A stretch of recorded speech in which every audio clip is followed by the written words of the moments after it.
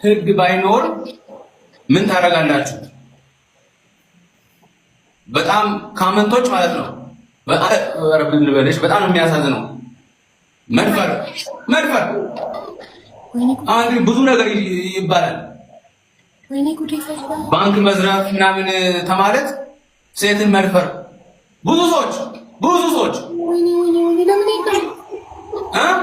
ለምን ይናልባት ከምን የተነሳ ሳይደፍሩ በፈቃደኝነት ማግኘት እየቻሉ ፍቅረኛ መያዝ ከሴት ጋር ዴት ማድረግ እየቻሉ ለምን በመድፈር እንዲሆን ፈለጉ? ለምን ምን አይነት ምን አፈላቸዋለሁ? በሽተኛ ናቸው። በሽተኛ ምን አይነት ሰው እንደሆነ አላውቅም። በጣም ብዙ ሰዎች እንዴት አልሰማሽም? ስለዚህ እናቴ ትሙት ሰው በኔ እኮ ታውቃለህ፣ ኦል ዘ ታይም ላይቭ ላይ ነኝ። ላይቭ ከዘጋው በኋላ ደግሞ ባላለኝ ሌሎች አሉ ሰው አይደለም ሀፍ ታይም ቱ ሲ የማን አላይም እንትን ግን ይሄ ነገር እኔ ሚስቴ ናት የነገረችኝ። በጣም ነው የደበረኝ። አሁን ሴት ልጅ ፈልግ ነበረ ነው ስኬት ቱ ጌት ኢትዮጵያ ወይ እኮ ይወራል ሴታቱ ናት።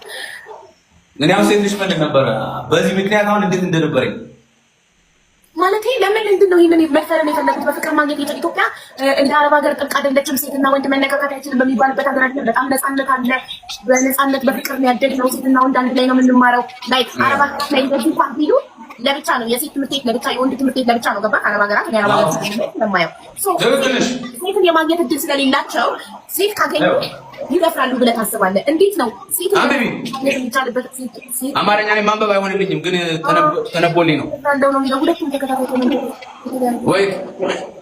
ወይት ኦ ማይ ጋድ በጣም የሚያሳዝነው እንዴት በ24 ሰዓት ውስጥ ኢትዮጵያ ህግ ባይኖር ምን ታደርጋላችሁ ተባላችሁ እና እንትን እንደዚህ ነው ማለት ነው። ሴትን ማይፈር እናንተላችሁ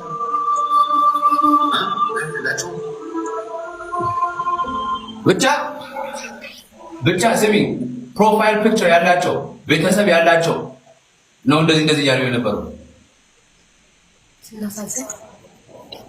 የሀገር እንትን ነው። በቃ ዲስአፖይንትመንት። እኔ እንደዚህ ነገር አልጠበኩም። በጣም ነው የሚደብረው። ምን አይነት አስተዳደግ ሊያድጉ ነው ግን እንደዚህ ሴት ታለው ነው? ሴት ልጅ መጥናት ነው ማለት በፍቅር ማግኘት የሚችለው ነገር ለምን በጉልበት ለምን ይሆናል? በፍቅር ማግኘት ይችላል። አዎ በፍቅር ማግኘት እየተቻለ ለዚህ ጫለም ማለት ነው። ለሷ ተፈጥራለች አንድ ሴት ማውራት ሪስፔክት እና ላቭ በቃ ኤግዛክትሊ አይ ኖ የምር በጣም ነው የሚያሳዝነው። ይህ ምን አይነት ትውልድ እንዳለ ምን አይነት ዘመን ላይ እንደደረሰ የሚያስፈራን ማሳያ ነው። እና ግን ትንንሽ ሴት ልጆች ያለን እናቶች ኢትዮጵያ ውስጥ አሁን ሴት ልጅ ትንንሽ ሴት ልጅ ያላቸው እናቶች ምን ያህል እንደሚፈሩ አስባችሁታል?